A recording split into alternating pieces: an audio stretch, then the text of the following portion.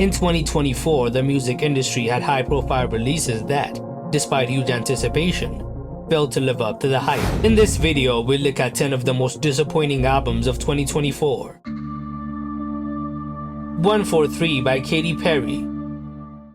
Katy Perry's 7th studio album 143, released in September 2024, was meant to recapture the pop magic of her early career, but failed spectacularly. Critics described the album as painfully dated and out of touch because it used outdated pop formulas that failed to resonate in the modern pop music landscape. The involvement of producer Dr. Luke, a controversial figure because of past allegations, further killed the album's perception, with many questioning Katy's decision to collaborate with him. Commercially, 143 underperformed, debuting on number 6 on the Billboard 200, selling 48,000 album equivalent units in its first week, and quickly dropping off in the next weeks. The lead single, Woman's World, intended as a feminist anthem, was a complete flop, failing to make a significant impact on the charts, peaking on number 63 on the Billboard Hot 100, and falling off after just 1 week on the chart. Overall, the album's sales were disappointing, reflecting a disconnect between Katy's new direction and fans' expectations. The album was filled with generic pop, trap, and EDM tracks, which were uninspired and lacking innovation.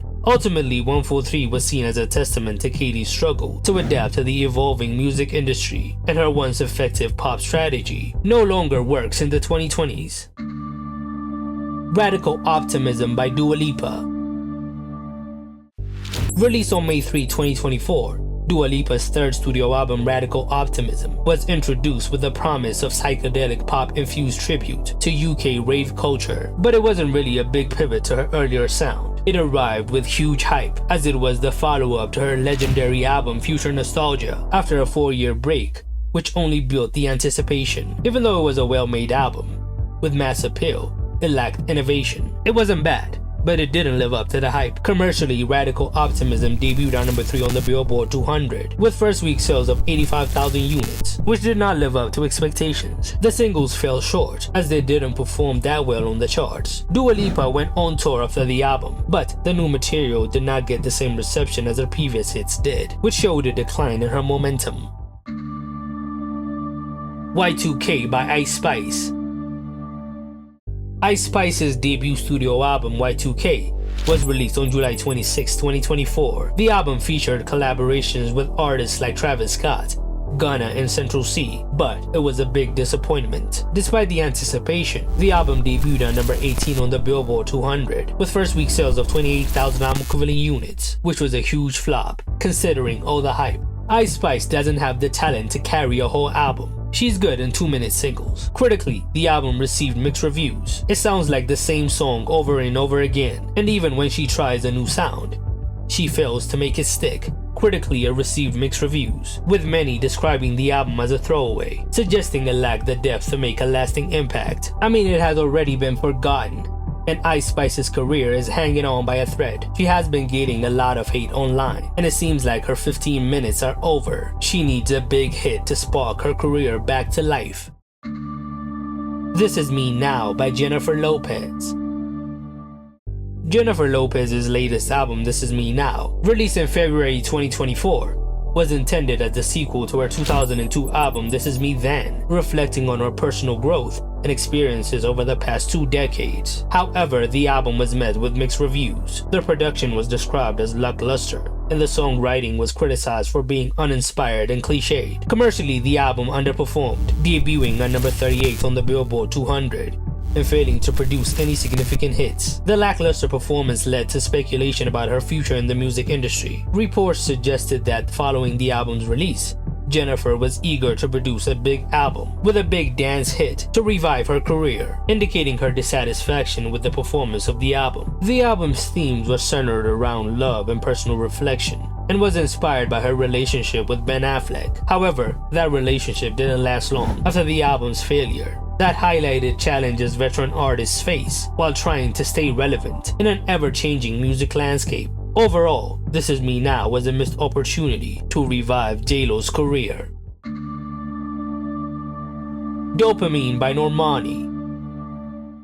Normani's debut studio album Dopamine, released on June 14, 2024, was a project that fans eagerly awaited since her emergence with Fifth Harmony. However, the album's release felt like a case of too little too late. The lead single Wild Side featuring Cardi B had dropped back in 2021, 3 years before the album's release. This significant gap between the singles and the album hurt its momentum, and when Dopamine finally arrived, it was a disappointment. The album debuted at a disappointing number 91 on the Billboard 200, moving only 12,000 album equivalent units in its first week. For an artist of her talent, this was a major letdown. The album showcased her smooth vocals, but lacked the unique qualities to differentiate her in the modern R&B scene. The delays and lack of consistent promotion contributed to the album's underperformance. Despite the huge hype, Dopamine failed to meet expectations. Vultures 2 by Kanye West and Ty Dolla $ign. The collab album Vultures 2 by Kanye West and Ty Dolla $ign was released in 2024 as a sequel to their project that was released earlier in the year. As is typical for the modern era of Kanye, the album was a disappointment. It didn't sound like he put effort into the production, as it was lazy and incoherent. It had AI songs, bad writing, and unlistenable songs. Kanye should consider retirement, as he is now just ruining his legendary discography. Critics described the album as a sluggish fever dream and as an insult to his catalog. Vultures 2 failed to deliver on the potential, leaving listeners and critics underwhelmed by the lack of innovation and engagement we have come to expect from a Kanye album, at least early Kanye. But even by the standards of modern Kanye, this was a complete disaster. Trouble in Paradise by Chloe. Chloe Bailey came into prominence because of her duo Chloe and Halle. She released her second solo album Trouble in Paradise on August 9, 2024. Despite the high anticipation following her solo debut, In Pieces, it was meant to be the album where she established her career, but it struggled to make a significant impact. Preceded by the disappointing singles FYS and Boy Bye, the album faced challenges. Commercially, it did not chart on the Billboard 200, marking a significant setback for Chloe's career. The lack of chart presence showed that the album did not connect with her audience. The underperformance of both her albums, In Pieces, sold 10,000 copies in its first week, and Trouble in Paradise signals she doesn't have the juice to become a real star, but we'll have to wait and see. Timeless by Meghan Trainor. Meghan Trainor, once a chart-topping force with her infectious doo-wop and bubblegum pop sound, returned in 2024 with Timeless, her sixth studio album. Released on June 7, the album saw her sticking to her signature style, but the reception was bad. The album debuted at number 27 on the Billboard 200, selling 12,000 copies in its first week, a significant dip from her previous albums. Despite being catchy and full of feel-good vibes, her sound has lost its appeal in today's pop landscape. Critically, the album received mixed to negative reviews. It was very forgettable and bland, and it didn't make a mark on the year. Meghan has been really trying to revive her career, but apart from short TikTok success, she hasn't been able to build momentum. 7 by Nelly Furtado. After a 7-year hiatus, Nelly Furtado returned with her album 7, released in September 2024. The album was intended to mark a mature comeback, blending pop, disco, and electronic influences. It has more of a dance and Latin flavor. However, the album received lukewarm reviews, with critics claiming it failed to push creative boundaries. Even though she took risks on the album, they didn't really pay off, as none of the singles made a significant impact on the charts. The album didn't even manage to chart on the Billboard 200, and only managed to peak at number 37 on the UK album downloads chart, which made it a flop. Nelly's attempt to get back to her peak in the mid-2000s didn't really work, as the album failed to reignite her career after a long hiatus to focus on her family. Eternal at Take 2 by Lil Uzi Vert.